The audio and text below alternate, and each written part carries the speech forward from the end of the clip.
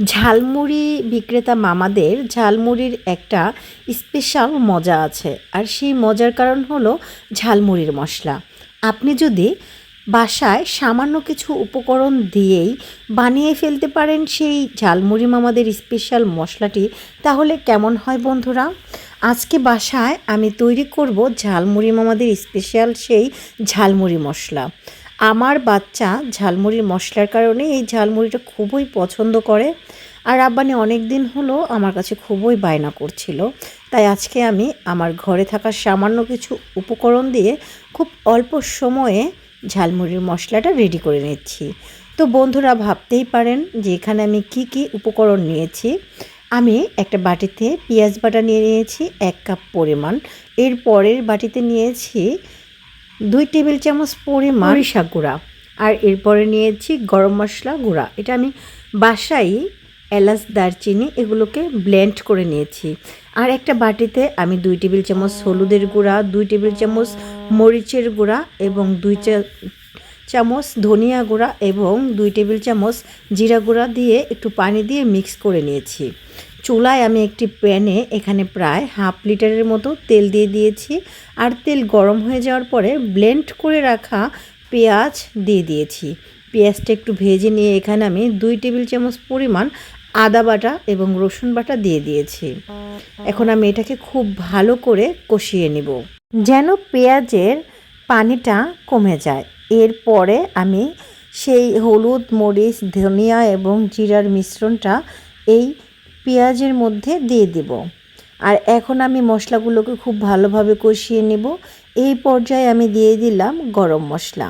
আমি সম্পূর্ণ গরম মশলাটাই এখানে ইউজ করলাম এবং দিয়ে দিলাম স্বাদ মতো লবণ।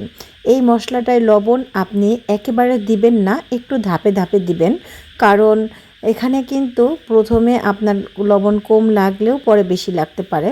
এখানে আমি দিয়েছি এরপরে বিট লবণ এবং এখানে থেকে আমি 1 টেবিল চামচ পরিমাণ সরিষা বাটা দিয়ে দিয়েছি। এখন আমি সবগুলো উপকরণ খুব ভালোভাবে ভাজা ভাজা করে নেব এবং এটাকে খুব মিডিয়াম হিটে কষিয়ে রান্না করতে হবে। আপনি যখন এটা রান্না করবেন তখন আশেপাশের মানুষ মনে করবে আপনি গরুর মাংস রান্না করছেন। আমি এখানে একটু সরিষার তেল দিয়ে দিয়েছি, কারণ আমার মনে হচ্ছে যে এই মশলাটায় সরিষার তেল দিলে স্বাদটা আরও বেড়ে যাবে। আমি একটা ঝালমুড়ি মামার কাছে শুনেছিলাম যে শুধুমাত্র সরিষার তেল দিয়েই ওনারা এই আচার বা এই মশলাটা তৈরি করে না। উনি আমাকে বলেছিল যে ভাবি আপনি সয়াবিন তেল দিয়ে এটাকে তৈরি করবেন, যার কারণে আমি সয়াবিন তেল দিয়ে তৈরি করেছি, কিন্তু পরে একটু সরিষার তেল দিয়েছি। এই মশলায় আমি ধাপে ধাপে আরও কয়েকবার তেল দিয়েছি। তার কারণ হলো আমার মশলার পরিমাণটা তেলের চাইতে কম হয়ে গিয়েছিল।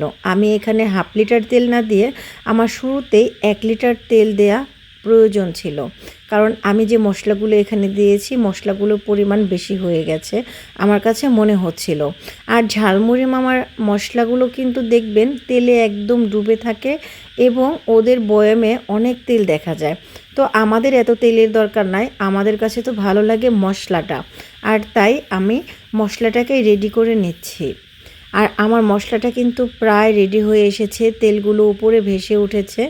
তাই আমি এই পর্যায়ে মশলার জালটা বন্ধ করে দিব এবং মশলাটা যখন ঠান্ডা হয়ে যাবে তখন আমি একটি কাচের পাত্রে এই মশলাটাকে ঢেলে রাখবো। মশলাটাকে যত কষাচ্ছিলাম মনে হচ্ছিল এর স্বাদ দ্বিগুণ হয়ে যাচ্ছে। এই মশলাটা যদি আপনি তৈরি করতে চান, যদি ভেবেই বসেন 5 মিনিটে হয়ে যাবে, তাহলে আপনি ভুল করছেন। এই মশলাটা তৈরি করতে আপনাকে প্রচুর পরিমাণে ধৈর্য নিয়ে রান্নাঘরে যেতে হবে। দেখুন বন্ধুরা, মশলাটা কিন্তু এখন ঠান্ডা হয়ে গেছে আর কতটা দেখতে ইয়াম্মি হয়েছে। আর এই মশলাটা আমি এখন কাচের বয়ামে সংরক্ষণ করে রাখছি। এই মশলাটা আপনি যদি নর্মাল ফ্রিজে রাখেন তাহলে 1 মাস পর্যন্ত খেতে পারবেন, আর যদি আপনি বাইরে রাখেন তাহলে 15 দিন খেতে পারবেন। আমি দেখেন এখানে কিন্তু সম্পূর্ণ বয়ামটা ভরে ফেলেছি মশলা দিয়ে, এরপরেও কিছুটা মশলা বেঁচেও গেছে, আর দেখতে কিন্তু অসাধারণ লাগছে। আর বাহিরের মশলাগুলো কিন্তু কতটা অথেন্টিক জানি না, তবে নিজেরা চাইলে এইভাবে বাসায় মশলা তৈরি করে আমরা ঝালমুড়ি খেতেই